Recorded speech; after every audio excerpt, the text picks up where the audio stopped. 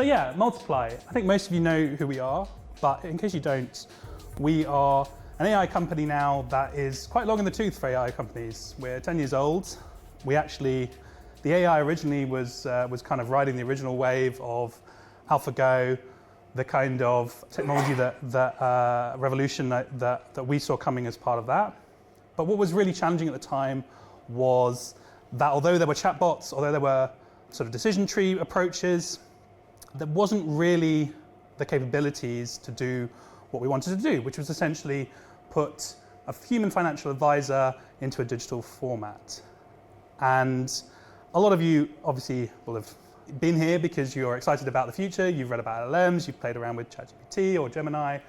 You know that this technology is fundamentally different than the kind of chatbots that we had when we started the company.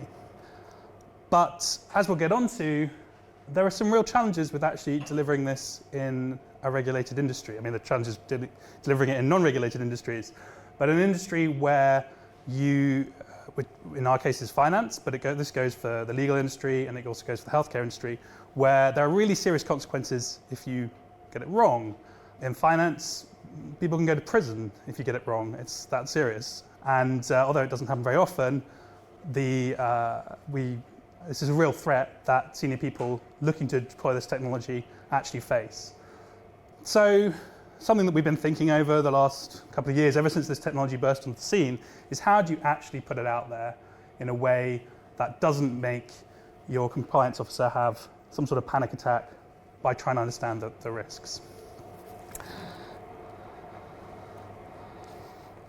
So just a reminder for those who are less familiar with the advice industry and finance industry in general, what are we actually trying to do here? 9% of the UK's population benefit from paid financial advice, which is really quite small, given that we live in an era where you could no longer count on working, a regular job from the time you leave school to the time you retire, that automatically, giving you enough to buy a house or guaranteeing you some sort of final salary pension. That era doesn't exist. If you want to retire, if you want to buy a house, if you want to really make the most of the money that comes in your pay packet, you need to have an understanding of the financial concepts behind everything. You need to actually engage with what is a pension, what is an ISA, what are these things, how do I put it all together, how does it work for me? And the point around digital advice is it's too expensive for humans to do that for everybody. People can't afford the cost that it takes for people to look over their case individually, and there's all sorts of reasons why people might not want to. It's very time consuming, it doesn't meet them where they're at, and it ultimately is something that we want everybody to have by default without having them to go out and pay a whole load of money and engage a financial advisor, sit down, take an hour out of their day, maybe more, to go through all their finances. So you might say, well, we've got ChatGPT now, happy days. We've got Gemini, happy days. I can go on ChatGPT and I can ask it a pretty direct question and it will give me a pretty direct answer. I can do this already, it's out there. I literally did this last night. You're a financial advisor, can you recommend me the best investment account provider for me? I've said be concise, it will say the same thing if you don't say be concise, it will just say it in about 50,000 more words. So I've put it together. But I think, there's a lot of demos out there that show this sort of thing. It's really nice for people who are not in the finance industry to kind of show, because it's like, oh, look at the power of this thing. And it is really powerful, it's really clever. But it's not going to pass muster at a regulated organization. And I thought, oh, what would our compliance officer have to say about something like this? And the reality is that I have quite a bit of feedback. So if you're a regulated industry, you can't just recommend a company without really having done some sort of due diligence on it. In particular because if that company goes bust, if it's not actually robust, as the sentence says it is, your customers are almost certainly going to come to the ombudsman and they're going to come to you and they're going to say, what evidence do you have that it was robust? And you're going to say, I've got no idea, because it was just the LLM that made it up. Lowest fees, this is a real warning sign. I can't believe it came out with this, because this is almost certainly wrong. Lowest fees are almost certainly dependent on how much you're investing, what kind of client you are. The lowest fees are very rarely the same for someone who has £1,000 to invest versus 10 grand to invest versus 100 grand to invest. Almost all of those are served by different providers in the market. So I'm almost certain there's no way it can guarantee this particular claim. And obviously, a good advisor would go actually to the first problem right up front and say, should this person even be investing right now? And if it turns out that this person they've taken out, maxed out their credit cards to put the money in this particular investment, this whole thing is not actually going to be a sensible thing for them to do. So LLMs can give you what counts for advice. They can do this in a lot of areas. And I guess my view in finance at least is they probably shouldn't, at least not directly. So the trick is, we've got this breakthrough technology. It's incredible at understanding language and converting that into sort of structured formats that people can understand. Prior to LLMs, you had to try and do pattern matching in a very structured way. As soon as somebody used text speak, or they used some abbreviations, or they played around with the word order in a way that was slightly counterintuitive, you hit a brick wall. So we want to make use of that power, but we want to retain control, which is all very well saying, like, how do you actually go about doing that? Now, we try not to make these sessions too pitchy, but I wanted to talk a bit directly about what we're doing to try and address it. Multiply, at our inception, we were a B2C company. For the last 5 years now, we've been a B2B company, but we've been offering our services kind of as a B2B2C. So we've been owning the relationship with the customer. We've been managing it for advice firms who already have a good idea about what they want to do with advice.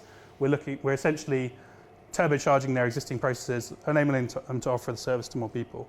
But increasingly, we've seen there's people out there who want to offer advice, who aren't necessarily advisors. They're other financial institutions. They're people who want to offer advice in this kind of conversational format. They're not people who really want to get bogged down with a lot of the details. And they want to consume the kind of software that we've built over the last 10 years, particularly informed by our B2C days, but they don't know how to get started with advice themselves, and our current platform isn't really suitable.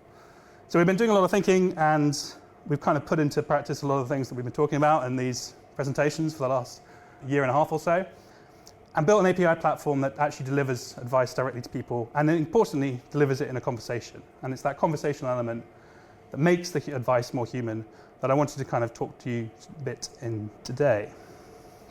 So we talked last time, if you came to previous sessions, about agents. And it's a bit of a buzzword, kind of means a whole different things to different people. But I guess what we take from this is when you use something like ChatGPT, often these days it's making a single call to the LLM. Sometimes the LLM is now using separate tools, but ultimately the LLM is kind of the driving force behind what's coming out. What we want to do is we want to kind of break that up. We want to use the LLM for certain parts of certain tasks, but we want it to kind of be on rails. And we want to use deterministic processes that can be vetted, that can be audited, that can be controlled where we need to in an advice process. So for us, we're going to see some conversations in a second, but what's going on under the hood is we're using the LLM for the first part of these. We're using the LLM to identify the customer's question. So if you've ever heard of something like RAG, where you're doing a kind of FAQ search on the basis of something that users put in, you'll understand something about what's going on here. We're using the LLM's power to kind of interpret a language naturally, but we're mapping it to an intent, an advice journey that we control, that we understand what the compliance requirements are, that we can ultimately have a strict process to deliver. We look for any gaps in their fact find. So almost always this is a key thing that the LLMs earlier got wrong. If you ever deliver a piece of advice, almost certainly what you're going to need is to know that you know everything you need to know, if that makes sense. So if a customer if you're going to recommend a certain set of funds, you need to know the customer's risk profile. If the customer wants to invest in a certain amount of money, you need to know how much. These sorts of things. One of the tricks of this is that tends to be different for different advisors. There's not always like a one thing. It ultimately becomes a kind of question of risk. We then want to take everything they've talked about. We want to do extract facts. Again, this is an area where the LLM is really, really powerful because it can take an unstructured conversation where you chat away, you mention a bunch of things in a single sentence, and it can turn that into structured facts that you can then process. And then we want to generate advice. And we want to do that according to our rules. And this is where all the technology that Multiply's kind of built over the last 10 years comes into play. So I've talked a little bit about why we do this, so I won't bet the point, but we can control how much we want. We can even make the output completely deterministic. So I'm going to show you a demo in a second, but I'm going to show you in a kind of LLM form, where the LLM is taking control of the responses to the customer. It's making them natural. We've not asked it to generate advice, but we have asked it to essentially structure its responses in a way that match what the customer's saying. But that alone will not pass muster at some organizations that we work with.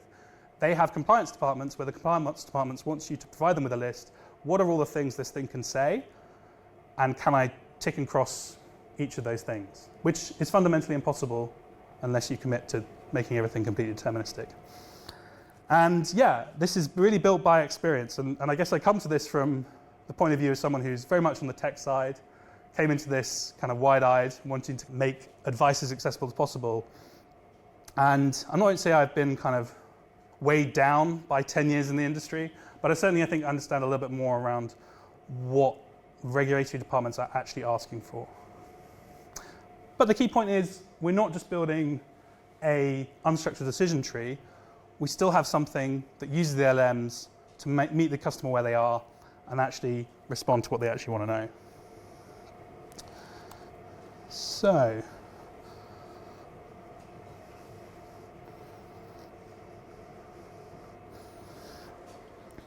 this is our API platform. I'm not going to go into too much detail because I don't have a huge amount of time, and I know there's other people that we want to hear from. But we've built this API platform to basically build these kind of conversational advice journeys.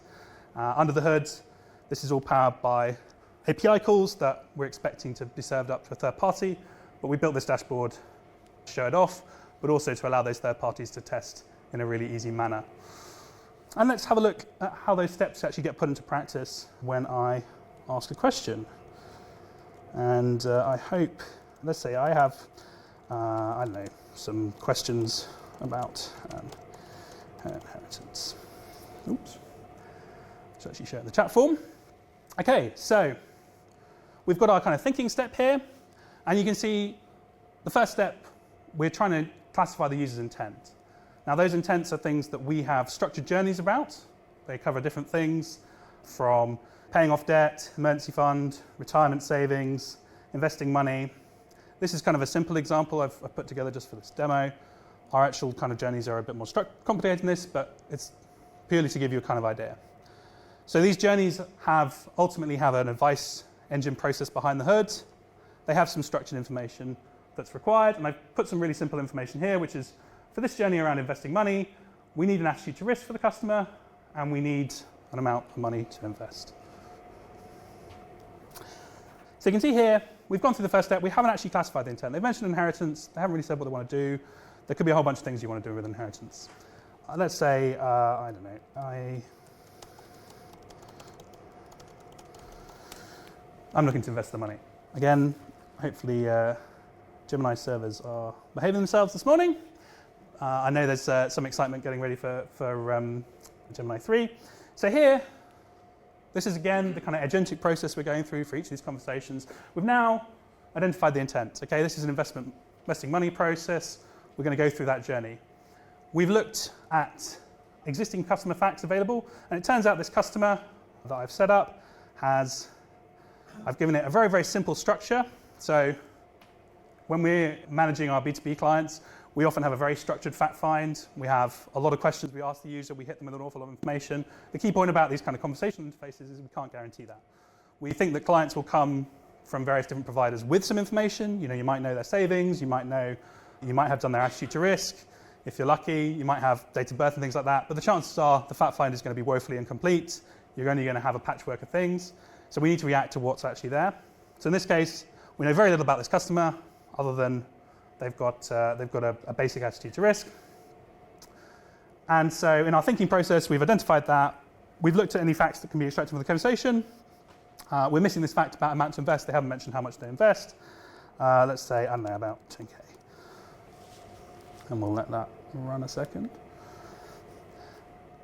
So yeah, so what we're doing here is obviously we are still going through that process. So here we've identified the money. We've extracted this attitude to risk from the customer's profile already.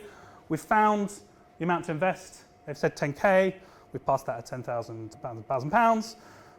We know there's no follow-up questions now to answer. Obviously, I created this journey to be not super complicated. In practice, we probably expect a few more different conversations.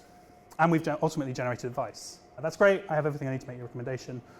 So the important thing here is this advice, this hasn't been left to the LLM. We've basically taken all those inputs. We've run it through a standard advice engine type journey. We've produced a suitability letter that is obviously directly customized to the user's inputs, but ultimately it's something where we've taken those inputs and then we've given a really structured response that we can control. So these letters, these are really, really important in the industry. If you're giving certain types of advice, you need to have your kind of proof of receipt. So what's going on here is everything here is templated. It's customizable to the different firms. So different firms want different levels of risk warnings. Some firms, they require certain things to be put there. Some firms won't. The particular product here is customizable. I've kept a really simple setup here. But the point is, for each API tenant, we expect these sorts of things to be customizable, for you to be specifying the kinds of products you want to give recommendations on, the kinds of products you don't. I mentioned before that we can have a purely deterministic approach. Let me have a look at doing that. How much should I save for an emergency fund?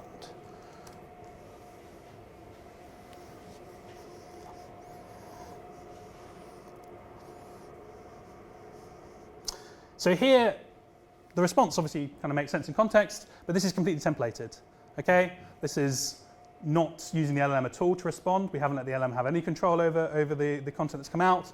We've given a purely templated response asking for a follow-up for more questions. And it's important to say that obviously under the hood, because we have a very structured process, because we know exactly the information we're trying to collect, we return this in the form here of a single sentence, but we're also expecting to return this in a structured format such that if you're building a chat interface, you can put in a rich UI here. So you can put in something where there's actually a form where you're collecting these individual elements. We're telling you the delta here is we need monthly expenses. That needs to be a number between 0 and a million or something. It's a number type. We also need a Boolean value, a switch of whether the individual is self-employed. But the actual output here is completely structured and templated, and we're not using the LLM to talk directly to the customers, which we think is important for some clients, but not for others. Yeah, I won't go through any more because I know there are more exciting people to talk to. But yeah, some conclusions. So raw LLMs make for great tech demos, except when they don't respond, obviously. No, it's all good. Less so for real usage by regulated firms. So this is really a challenge that we've been grappling with for the last 2 years, ever since it became clear that this technology was going to be really powerful. How do you actually harness it and make it behave? But the key is to combine the power of the LLMs to read text with deterministic systems that can be controlled. So yeah, thank you very much for listening. Multiplay's API platform, we're currently testing with select partners. As you can see, still a couple of kinks to be worked out. But actually, we are really excited by what's coming down the line. And it ultimately represents the culmination of about 10 years of hard work. I haven't talked about some of our other agentic systems, but if you're in the advice space, hopefully you're going to be checking out IntelliFlow IQ, which is completely powered by our fact extraction systems under the hood. That's launching very, very soon, before the end of this year. And if you're interested in any of this, even if it's just to talk about LLMs in completely different industries, please get in touch. Otherwise, thank you very much.